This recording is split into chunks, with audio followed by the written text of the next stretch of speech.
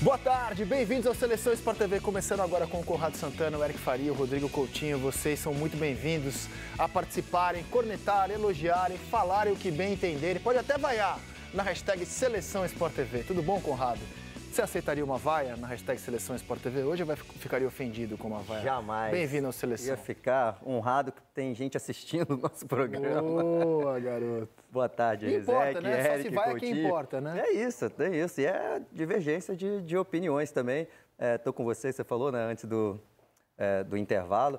Faz parte, vaias no Maracanã. O que a gente costuma falar quando tem, por exemplo, cenas de violência, quando passam do ponto, quando vão cobrar? O torcedor só não pode ser violento.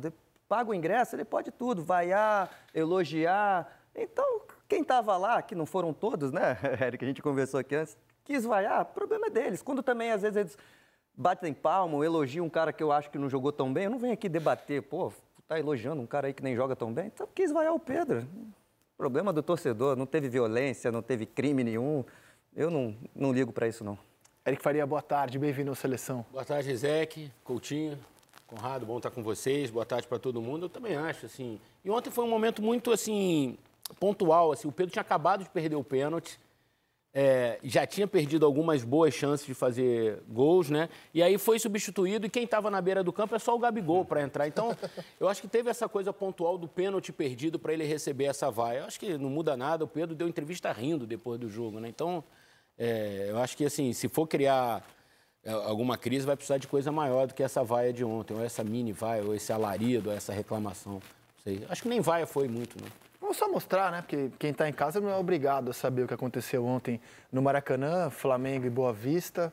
4-0 Flamengo, vitória, a melhor exibição do Flamengo na temporada, 8 jogos sem levar gol. E aí o Pedro, quando é substituído, ele perdeu alguns gols, inclusive um pênalti, né? Quando é substituído, a torcida, parte dela vaiou, o Pedro saía, o Gabigol entrava. Dá uma olhada.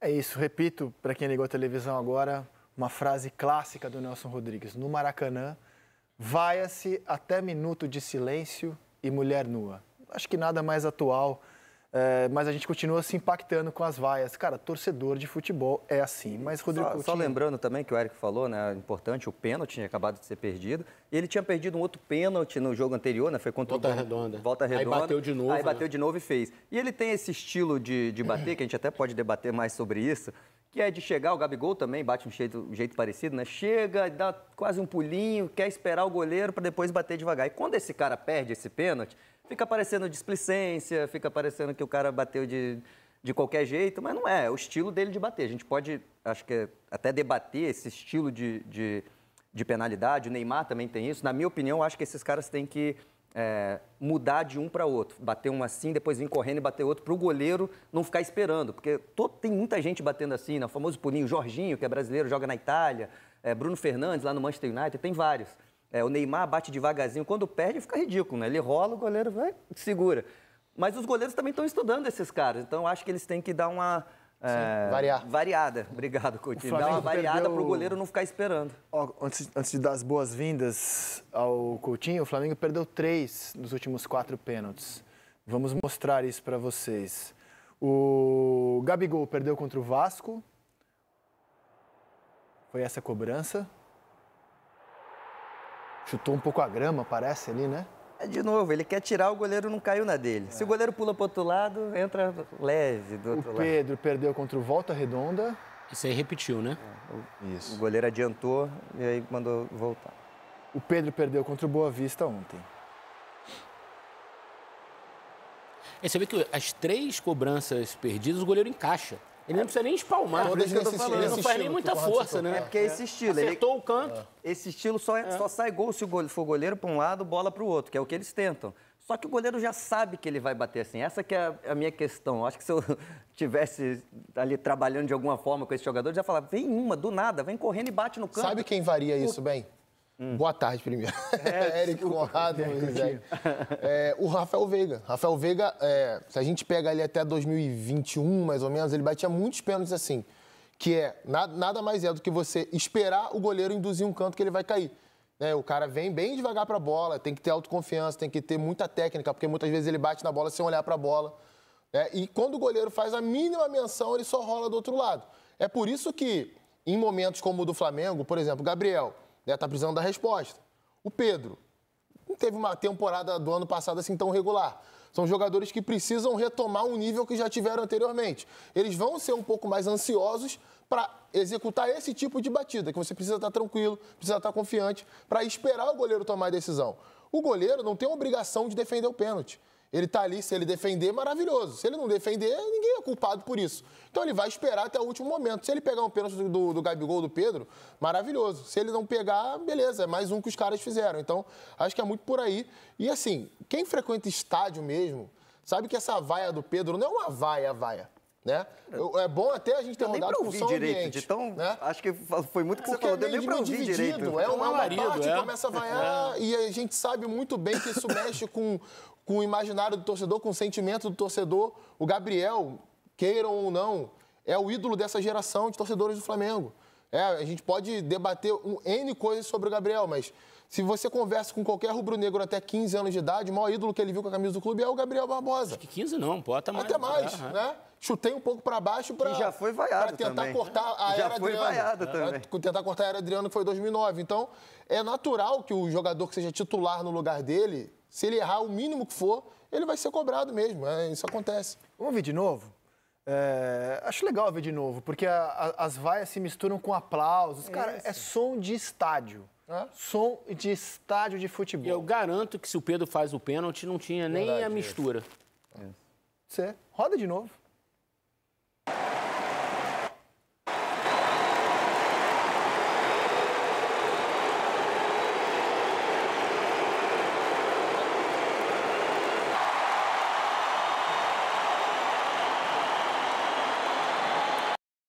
Eu não li ainda, mas certamente vai ter alguém na hashtag Seleção Sport TV dizendo estão passando pano para vaia. Insisto, não é isso. É estádio de futebol. Estádio de futebol é assim. E quando o Flamengo não vai vender o Pedro para o mercado brasileiro. Esse assunto já está encerrado, né? Quando o Palmeiras sinalizou que pagaria 21 milhões de euros e o Flamengo falou, não quero nem conversar, não vendo o Pedro para adversário aqui no Brasil... Nenhum clube europeu vai comprar o Pedro nesse momento, porque ele já foi, bateu, voltou. Talvez um clube árabe um dia queira comprar o Pedro. Mas o Flamengo quer ter o Pedro, quer ter o Gabigol no seu elenco. O Flamengo acha interessante ter essa competição. O Tite já sinalizou que os dois não vão jogar juntos, prioritariamente. O Flamengo quer ter essa situação. E essa situação é ruim, por acaso? Queria eu ter um problema desse, hein? Eu não acho, eu acho que os últimos anos, inclusive, provam que não foi ruim. Que quando o Gabigol não teve mal, o Pedro entrou... E foi bem. Já jogaram, inclusive, juntos. Quando um machuca, tem um outro. Quando um ia para a seleção, tem o Pedro. Agora tá aí. O Gabigol não vem bem no momento, tá aí o Pedro fazendo um gol atrás do outro. Mesmo perdendo o pênalti, acabou de meter 3 no jogo. Tá sempre fazendo gols. Ano passado, como o Coutinho falou, não foi o grande ano do Pedro, mas artilheiro do ano. Esteve entre os maiores artilheiros do Brasil gol na temporada. 2 jogos. Então, isso para o Flamengo é positivo. Mas, claro, se for bem... E outra, gerido dentro do elenco. A competição não está só ali. Você tem Bruno Henrique e Cebolinha brigando por posição. Isso. É bem provável que Gerson e Nico de la Cruz comecem a brigar por uma posição também. E o Luiz Araújo nesse bolo, dependendo do esquema que o Tite adotar. Você tem o Davi Luiz, zagueiro de Copa do Mundo, no banco de reservas também. Enfim, a competição ela fica muito centrada no Pedro Gabigol, porque é o artilheiro, chama a atenção da mídia, da torcida e tal. Mas hoje você tem uma competição em alguns setores do Flamengo que gerariam... comentário. Você tem o Bruno Henrique no banco, cara, pro Cebolinha. Quem imaginou que o Bruno Henrique seria banco do Cebolinha no Flamengo um ano atrás? Ninguém. Vamos pensar nessas caixinhas? Então, na defesa, hoje você tem o Davi Luiz, concorrendo com os dois zagueiros. Os dois. Pode chegar o Léo Ortiz aí. Pode chegar o Léo Ortiz, mas hoje você tem o Davi Luiz, como bem lembrou o Eric, zagueiro de Copa do Mundo. Na esquerda você tem o Vinha, jogador da seleção uruguaia, e o Ayrton Lucas, que mantém um sonho de seleção brasileira, já foi convocado. É um baita duelo também. Sim. Né? Aí no meio-campo, o Pulgar hoje não tem um duelo. Tem o Alan, que é um jogador de 9 milhões de euros. O Alan. É. O Alan. perdão, o Alan, evidentemente. O Igor tá pedindo... super campeão Atlético Mineiro. Sim, não, o Igor, nesses últimos 2 jogos, ele levantou a mão e falou, tô aqui. 46 milhões de reais. 9 milhões de euros, é uma fortuna. Eu acho que a maior sombra que o Gerson tem é o De La Cruz, mas o De La Cruz hoje é titular da direita, cuja sombra dele pode ser o Luiz Araújo. Mas ontem ele jogou na do Gerson. Ontem o Nico já jogou na do Gerson. Tá com uma infecção renal, Sim. né? Mas pode ser que o Tite avalie que o De La Cruz não vai render ali pela direita e seja uma ameaça para o Gerson. Você mesmo disse, na melhor atuação do ano. Exato. Ou que não é nem que o De La Cruz não vai render ali, é que o Luiz Araújo esteja rendendo tão bem que ele prefira jogar com 2 pontas. E que o encaixe possa ser melhor com o De La Cruz. Na esquerda, Cebolinha e Bruno Henrique. Quem não tem um substituto é o Arrascaeta. Perfeito. Seria muito difícil também. Mas ainda assim você pode compor com o De La Cruz, o Gerson, enfim. Pode ser o De La Cruz, que não seria uma ameaça, mas seria uma opção para um dia sem o Arrasca, o De La Cruz fazer a função dele que ele sabe fazer também. E aí Pedro e Gabigol, que time não quer ter uma concorrência dessa? Mas sabe, para mim, além da parte técnica, né, desses duelos, dessa disputa do dia a dia, para mim é fundamental a presença do Tite para que essas disputas sejam saudáveis e honestas e que ele consiga controlar esse vestiário, porque são caras enormes na história do Flamengo. Recentemente a gente está falando aí de um Gabriel que decidiu 2 Libertadores, sim, de um Bruno Henrique bicampeão de Libertadores também. Ele acabou de renovar o contrato por 3 anos. Perfeito, tem Arrascaeta, tem Gerson, que é um cara grande na história do clube capitão também. Do time, pô. Então, assim, se você chegar no vestiário e olhar para o treinador, né, para falar uma linguagem de vestiário aqui, de cima para baixo, em algum momento essas disputas vão te trazer um problema. Mas esse não é o caso do Flamengo hoje. Os jogadores chegam no vestiário e olham um treinador que dirigiu a seleção brasileira em 2 Copas do Mundo, sendo campeão ou não. Acho que não dá para debater que ele fez bons trabalhos nos 2 ciclos. Campeão do mundo com o Corinthians, o último campeão do mundo por clubes, né, brasileiro. Campeão brasileiro, campeão de Libertadores, dirigiu diversos jogadores grandes na história recente do futebol brasileiro. Então, acho que o cara vai pensar 2, 3, 4 vezes antes de fazer um biquinho, antes de ter má vontade se não for escalado da forma que ele imagina que tem que ser. E o Tite tem por característica ser um pacificador, né? Então, por exemplo, como era esperado, a entrevista que o Gabigol deu foi o Podpah, o podcast, né? Sim. É óbvio que a comissão técnica julgou, eu vou usar o termo exato que eu ouvi, considerou desnecessária, na visão da comissão técnica, aquela entrevista citando a competição com o Pedro, a preferência do Tite. Cara, isso não teve nenhum reflexo no noticiário, né? Não vazou, desnecessário, ponto. Eu não sei como tratar internamente, porque essa é uma marca do Tite. Você não vê nos trabalhos do Tite barracos, grandes cenas vazando. Eu, pelo menos, não tenho lembrança, assim, de algo do gênero. E até aqui, ó, se a gente for fazer uma comparação de Pedro e Gabigol na temporada, vai acontecendo aqui o cenário que a gente já previa. O Pedro gozando da preferência do Tite e o Gabigol tendo chance, com menos minutos do que o Pedro, para fazer o dele. Foram 7 jogos do Gabigol, 6 do Pedro, 6 gols do Pedro, 2 do Gabigol, mas a média de minuto em campo é o que eu acho que fala mais do que o número de jogos, né? O Pedro ficou 74 minutos em campo, de média o Gabigol 44. O Pedro tem uma média de gol de 1 gol por jogo, uma média extraordinária. Finaliza mais que o Gabigol por jogo, 3,8 contra 2,3, e nenhum dos dois deu assistência. Acho que vai acontecendo o que mais ou menos se esperava, Eric, do Pedro ter mais tempo em campo que o Gabigol. É pela preferência do Tite no momento pelo Pedro em vez do Gabriel. Isso assim, era natural. O Tite, quando chegou, o Pedro ele já vinha num momento melhor, né, no ano passado, do que o Gabriel. E aí ele acabou dando sequência à titularidade do Pedro, assim, quando todo mundo já imaginava que pudesse acontecer mesmo. Porque o Tite levou o Pedro para a Copa, não levou o Gabriel, e me pareceu muito claro que, pelo jeito que o Tite gosta de armar os seus times, o Pedro se encaixa mais. E aí, esse ano, começou o ano com o Pedro com essa preferência, assim. E acho que, assim, tem uma disputa ali, mas, assim, o Gabriel vai ter que fazer muito mesmo para ganhar essa posição do Pedro. Assim, hoje, me parece o Pedro, assim, em alguns passos confortáveis, assim, na frente do Gabriel nessa disputa, assim. Agora, tem data FIFA. A gente sabe que o Dorival gosta muito do Pedro também. Tem a Copa América no meio do ano. O Pedro pode ser convocado para a Copa América. O Gabriel teria uma sequência se o campeonato não for interrompido e tal. Enfim, então tem muita coisa para acontecer ainda. Eu acho que assim, não dá para a gente se precipitar em nada. Tá tudo muito cedo ainda, né? O time titular do Flamengo, com os amistosos, fez 8 jogos. É muito pouco. É muito pouco, né? E esses minutos aí, Rizek, só para complementar, é uma fase que o Tite ainda está poupando o time. Então, o Gabigol já foi titular em 2 jogos. De Volta Redonda agora? Por exemplo, exatamente. E ficou bastante tempo. Então, na teoria, depois quando começar a funilar os campeonatos mais importantes, ele vai ter menos minutos.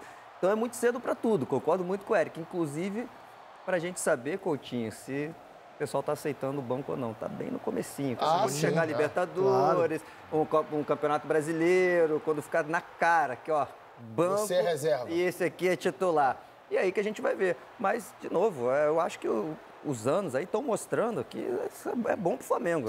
Você imagina... Quem não aguentar um banco... Você imagina o jogo de Libertadores, o Tite olha pro banco, ele tem no banco Davi Luiz, Ayrton Lucas, Gerson, Gabigol e Bruno Henrique. É bem provável cara, isso você olha 5 caras desses no banco, são caras muito grandes, né? Você olhar pro banco e falar, caramba. Capacidade de resolver um jogo, assim. E eu acho que o Eric citou uma questão da forma como o Tite gosta de montar os ataques, né? Os times deles, que desde ali... Me pego muito naquele amistoso Brasil-Inglaterra antes da Copa de 2018. A partir dali, para mim, vem a mudança no estilo que o Tite monta os ataques dele, uma preferência por jogadores que mantenham as posições, né? Um modelo mais posicional. O Pedro se encaixa nisso muito melhor do que o Gabriel. Gabriel não é um centroavante que ele vai ficar fixo o tempo inteiro ali entre os 2 zagueiros, encostando para receber de costa, fazendo diagonalzinha curta entre os zagueiros, botando presença na área, não. Gabriel, ele precisa circular o campo. Para você ter um jogador como esse, dentro desse contexto mais posicional de jogo, você precisa ter um meia que infiltre mais na área, ou um ponta que infiltre mais na área. O Arrascaeta não é esse jogador, por mais que ele tenha uma boa chegada à área, o principal dele não é esse, ele vai sempre se aproximar da bola. O Bruno Henrique até seria esse ponta, mas ele não é o titular hoje, é o Everton. O Luiz Araújo não faz isso pelo outro lado, então talvez até o encaixe das outras peças que estão melhores e são titulares hoje não privilegiem que o Gabigol receba mais oportunidades como titular. Então, acho que o Pedro realmente sai muito na frente nesse início de temporada também por isso. O Conrado e o Coutinho transitam melhor nessa parte tática do que eu, mas me parece, assim, o Gabriel funcionar muito mais num ataque de dupla do que num ataque de 3, assim, né? Desde que ele chegou no Flamengo, ele sempre rendeu muito com o Bruno Henrique, porque era uma dupla. E depois com o Pedro também, que era uma dupla, né?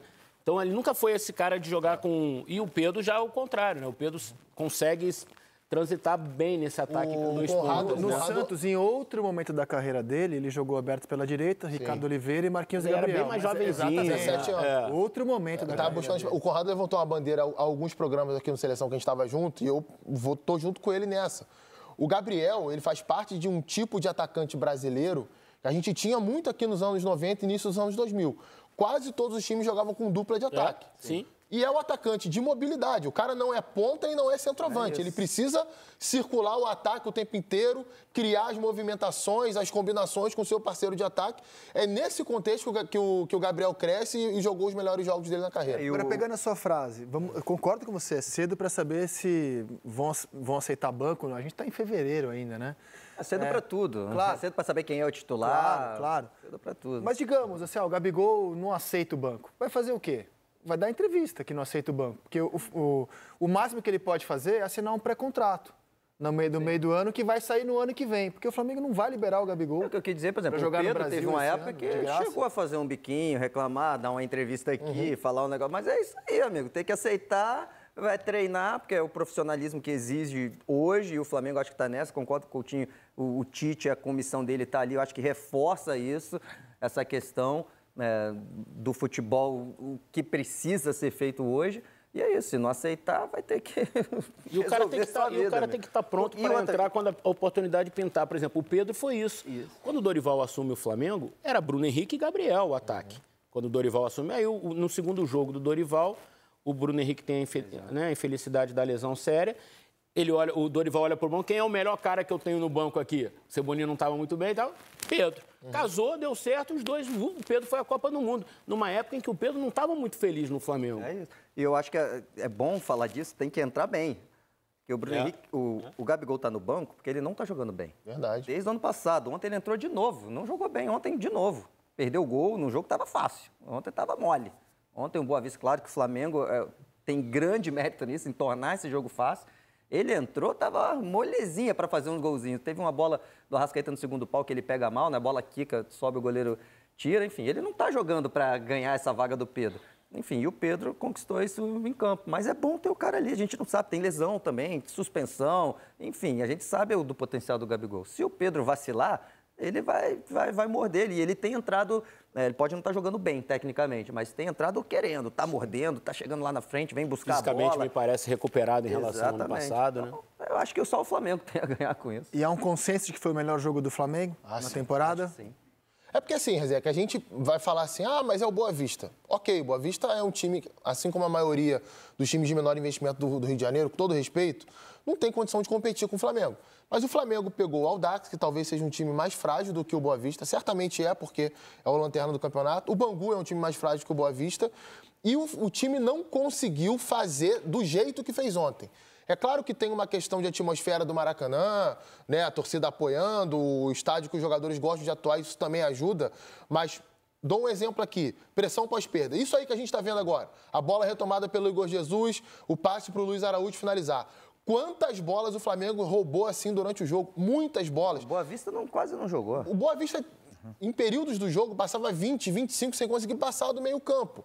E, assim, é isso que se espera do Flamengo contra o Boa Vista. Também, se o Flamengo fizer isso com o Boa Vista e a gente ficar relativizando o elogio também, a gente não vai elogiar nunca, né? Não, vale. Então, pra mim, e acho que tem muito a ver com o De La Cruz no meio campo também. Assim que o De La Cruz foi contratado... Eu acho que foi o melhor jogo dele pelo Flamengo. Também acho. E a posição que ele gosta de jogar, né? Que é um meio campista. Quando o time é atacado, ele compunha ali a primeira linha de meio campo junto com o Igor, o segundo volante. Subiu no 13º andar aí o Pedro, né? E quando o time atacava, ele tinha liberdade para atacar como um meia esquerda. Então, é a função que ele fez várias vezes no River Plate. Eu acho que quando o De La Cruz foi contratado... O Kleber Xavier, até ontem, na entrevista coletiva, disse que ele tem jogado assim com o Bielsa na seleção uruguaia, né? Sim, é porque o Bielsa joga com o Ugarte, primeiro volante, Valverde e De La Cruz. É uma trinca de meio campo. E, assim, muita gente se preocupou na época que o De La Cruz chegou. Mas espera aí, quem é que vai marcar nesse meio campo? Gente, o Gerson, que eu acho que até fez bons jogos recentemente defensivamente, ele tem menos poder de marcação do que o De La Cruz. Ele consegue ocupar, defensivamente falando, um setor mais restrito do que o De La Cruz. O De La Cruz tem mais dinâmica, tem mais intensidade, é um jogador mais moldado a esse trabalho defensivo do que o Gerson. Eu não estou dizendo aqui que o Gerson tem que sair do time ou que ele é um jogador frágil, pelo amor de Deus. O Gerson é um cracaço de bola, vai ser uma grande disputa nesse meio campo. Mas se o Flamengo joga com Pulgar e Gerson, pode jogar com Pulgar e De La Cruz sem nenhum problema. Claro. E além do De La Cruz, né, muito bem, eu acho também que foi o melhor jogo dele ontem, o Luiz Araújo, né? Muito bem. Se o Cebolinha, esse aí que tá com a bola, quando o Tite chegou, né, desabrochou, jogou muito bem. Esse ano, acho que ele ainda não tá naquele mesmo nível. Do outro lado, o Luiz Araújo, ou quando entra no segundo tempo, ou quando é titular, como foi ontem, tá pedindo passagem. Aí, é claro, a gente também pode fazer a meia-culpa ali, né, relativizar um pouco. É o Boa Vista e tal, mas, cara, além dos lances, né, do gol, do passe... essa questão da marcação, né, para ajudar a pressão pós-perda, e também, Coutinho, quando quem tem a bola é todo mundo passando, é muita velocidade, dando opção, não tem ninguém parado, muito olhando. Mais coordenado, né? Então tá realmente... Agora, pode ser o Boa Vista, mas como é legal ver o Rascaeta jogar, né, cara? A parte do Boa Vista, toca aqui, volta ali, volta pra ele, ninguém faz nada, igual eu, muito fácil. Mas o chute, amigo, tem que ter essa qualidade pra acertar aquele chute. Teve lance que ele enfileirou ontem, né, de direito e um de caneta dentro da área. É lindo ver o Rascaeta jogar. Agora, sim, tá no começo, mas o time do Tite já tem, me parece, já tá quase com uma cara. Assim, a defesa a gente já sabe qual é. É Rossi, Varela, Fabrício, Léo... E o Vina vai ganhar essa vaga. Imagina que o Vina vai ser titular. Imagina, essa aí Pulgar, titular. Você acha que o Vina pode jogar de zagueiro também? Porque na seleção uruguaia ele joga de zagueiro. Acho que não é, o Tite não é muito dessas improvisações, assim, né? O Tite, tanto que ele disse assim, para trazer... Porque na seleção o Vina é zagueiro. Mas assim, mas eu acho... Ele faz a saída ali, né? Pode ser, acho difícil. Acho que numa emergência. O Tite gosta, assim, inclusive ele tem dado chance pro menino da base, pro Cleiton. Eu acho que quando for fazer, também, né? Acho que quando se usar o Vinha, ele pode, né, mudar um pouquinho o jeito de sair, que não tem sido feito agora, que é a famosa saída de 3, né? Sim, acho que mas... tá todo mundo habituado, né? Aí ele vai... É porque o Léo Pereira, que joga pela esquerda, tá bem na defesa. É isso, não vai. Tem porque mexer no Léo Pereira. É que eu gosto do Ayrton Lucas também, acho um jogador bom, cara. E o Fabrício, me parece ser titular absoluto também. Então, assim, inclusive, a linha ali atrás... chegou para ser titular? Também não sei, cara. Vai chegar para disputar. Também acho. Eu acho que ele briga e ganha a briga, mas tem briga. Mas você Não tira é fácil. quem? O Léo Ortiz chega para tirar Eu quem? acho que ele tiraria o Fabrício Bruno. Acho, mas de novo, tem briga, ele ia ter que jogar bem, ia ter que provar nos treinos, ele ia ter que entrar e dar Porque conta. o Fabrício não chega com grande fama no Flamengo, né? Ele chega em princípio... Jogou com o Léo Ortiz, inclusive. Exato. Dá pra jogar os dois. Quando ele chegou, eu lembro, o papo era assim, inclusive assim, eu não acreditava que ele fosse ser o zagueiro que era no Flamengo. Eu achava que ia ser mais um no O Fabrício tem Flamengo. uma virtude que é a força física, a velocidade dele, né? Ele é um zagueiro muito rápido. Ele até brincou, o desafio, atacante, não sei o quê. Mas fora a marra, entre aspas, dele, assim, né? A provocação dele, ele realmente é um zagueiro com uma recuperação muito impressionante. No mano a mano, acho que é o zagueiro, Eric. se não for o melhor, Tem uma entre os boa, três uma melhores. boa bola aérea, né? Mano a mano. Desde que ele Luiz deu essa é- entrevista, eu lembro que eu fiquei assim, que marra, hein? Eu também fiquei, mas eu vou observar. Até hoje, eu não vi. Não teve, né? Ninguém No ganhou. mano a mano, eu Teve acho que é ele e uma, o Gustavo assim, eu acho que o Gomes, Hulk é difícil de passou, ser batido. É Luiz difícil, Soares então, batido. E No agora, mano a mano, eu acho que é ele e o Gustavo Gomes. um São campo zagueiros aberto, mais difíceis um campo de bater aberto no que é mano a mano. proteger contra-ataque, o Flamengo joga muito nesse contexto. Ele é melhor que o É Gustavo quando você Gomes. joga com a bola Gustavo muito é muito adiantada. bom na assim, né? posição física, Exatamente. né? Tipo, ele contra o Caleri, mas na velocidade o Fabrício Bruno não tem pra O ninguém Luiz como Soares zagueiro no Brasil. foi perguntado antes de sair para o Brasil, agora eu não lembro exatamente para quem ele deu essa Foi entrevista para com dar um crédito. o André Plihal e o Lugano, né? Ah, sim, perfeito. E ele responde, qual o zagueiro mais difícil de jogar no futebol brasileiro? Ele falou, o Fabrício Bruno.